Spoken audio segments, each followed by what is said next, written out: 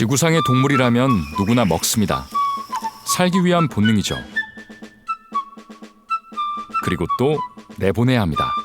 그 누구도 예외는 없습니다. 그런데 이 똥, 더럽기만 한 걸까요? 꼭 그렇지만은 않습니다. 아시다시피 쇠똥구리는 똥으로 집을 만들죠. 아기 코알라는 엄마 똥을 먹고 독초에 대한 면역력을 기릅니다. 버리는 방법을 다시 생각하게 하는 생활 속 똥 이야기. 똥의 색다른 모습을 공개합니다. 울산의 한 대학 캠퍼스. 겨울방학 기간이지만 학교를 찾는 학생들도 적지 않습니다. 주머니 사정이 넉넉치 않은 학생들이 간식을 먹기 위해 찾는 곳. 바로 학생회관이죠. 대학원생인 남태우 씨와 친구들도 이곳을 자주 이용합니다. 그런데 회전하셔서 8,500원 결제할게요. 두 개는 꿀로 저희 똥보니 앞에로 꿀로 할 거면 따로 꿀이라니, 꿀이 뭘까요? 이거 꿀이 뭔지 아세요? 꿀, 이 대학교 안에서만 쓰는 특별한 화폐라고 하는데요. 그 가치는 얼마나 될까요? 꿀 하나당 3,000원 할인이요. 6,000원 할인해가지고 2,500원 결제하시면 돼요. 왜 한 분은 꿀이 아니신데? 아까 화장실 이용을 안 해서 그래서 지금 제가 꿀이 없어요. 혼자 결제하시네요. 네, 그러게요. 아까 화장실 갈 걸 그랬나 봐요. 화장실을 안 가서 꿀이 없다? 3,000원 상당의 동전인 꿀과 화장실은 무슨 관계일까요? 그 답은 학교 안에 있는 육각형 모양의 건물에 있습니다. 이곳 화장실에서 큰일을 보면 꿀이 생긴답니다. 큰일을 보면 돈이 생긴다니. 어떻게 그런 일이 가능할까요? 한번 보여주시겠어요? 어떤지? 네. 가능할까요? 네. 잠시만 기다려주세요.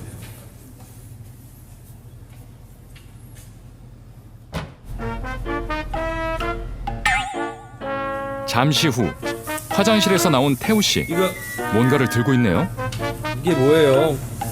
이게 방금 화장실에서 막 건조돼서 나온 인분입니다. 이게 똥이라고요? 화장실 안에는 2대의 변기가 있는데요. 특별히 주문 제작한 것입니다. 2개의 변기가 있는데요. 이쪽 변기는 마르는데 약 일주일 정도 걸리고요. 이쪽은 기계식 장치를 쓰기 때문에 약 한 30분 만에 이렇게 마를 수가 있어요. 버튼을 누르면 물 대신 회전판과 환기팬이 작동, 인분 건조가 시작됩니다. 수분, 냄새, 세균이 제거된 건조 인분은 개인차가 있지만 200g 정도 됩니다. 화장실 안에 전시된 건조 인분. 호기심에 제작진이 한번 만져봤는데요. 냄새도 촉감도 인분이라고는 믿기지 않습니다. 직접 수정을 하게 되는데요.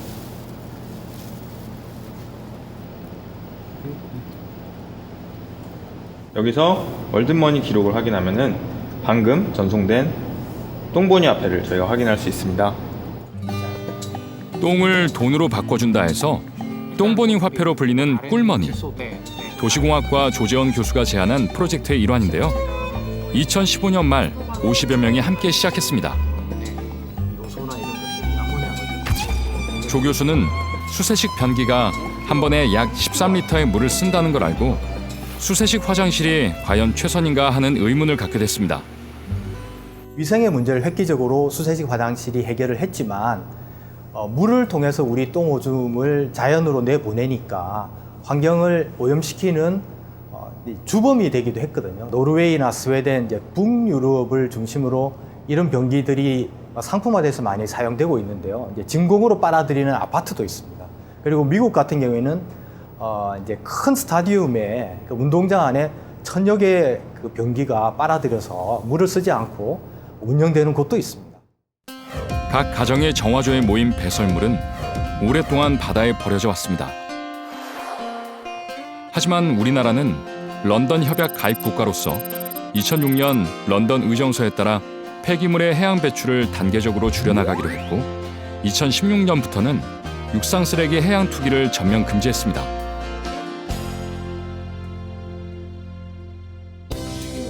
그렇다면 우리 일상생활에서부터 배설물 처리 방법을 바꿔야 하지 않을까 생각한 연구원들은 똥을 100% 활용하는 화장실 시스템을 고안했습니다. 변기를 바꾸고 미생물 소화조를 이용해 에너지와 퇴비를 만들었습니다. 똥의 가치를 알리기 위해 꿀머니도 도입했죠. 똥이 에너지이지 않습니까? 그러니까 에너지 가치가 분명히 있으니까 그 돈을 들이는 거고요. 두 번째는 수세식 화장실을 사용하지 않기 때문에 물을 아꼈다는 거죠. 그래서 물값에 대한 가치가 있는 거고요.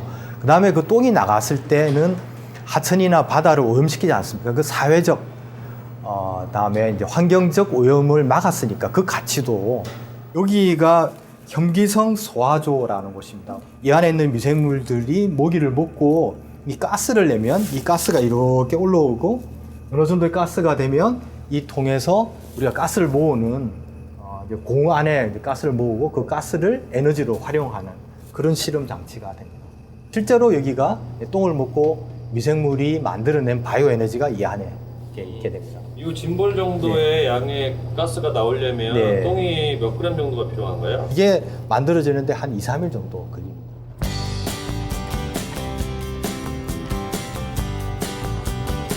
이게 제가 이렇게 앉으면 가스가 이렇게 밀려 들어가서 가스가 나오는 거고요.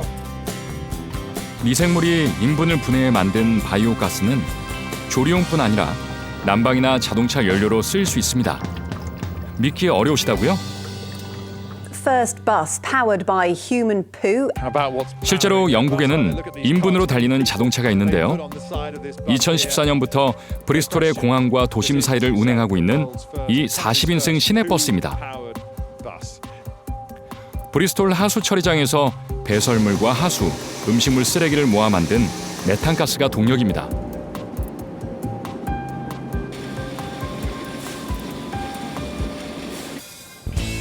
지구에게, 후손들에게 한 점 부끄러움이 없는 삶을 위해 배설물 처리 방식을 바꿔보자는 조재원 교수. 1차 프로젝트는 끝났지만 앞으로 하고 싶은 일이 많습니다. 공동주택을 통해서 도시 안에서도 화장실 변화를 통해서 에너지를 만들 거고요. 그다음에 이제 공동체 마을이 있으면 그 안에 들어가서도 우리가 실험하는 에너지 혹은 똥보니 화폐를 실험하게 됩니다.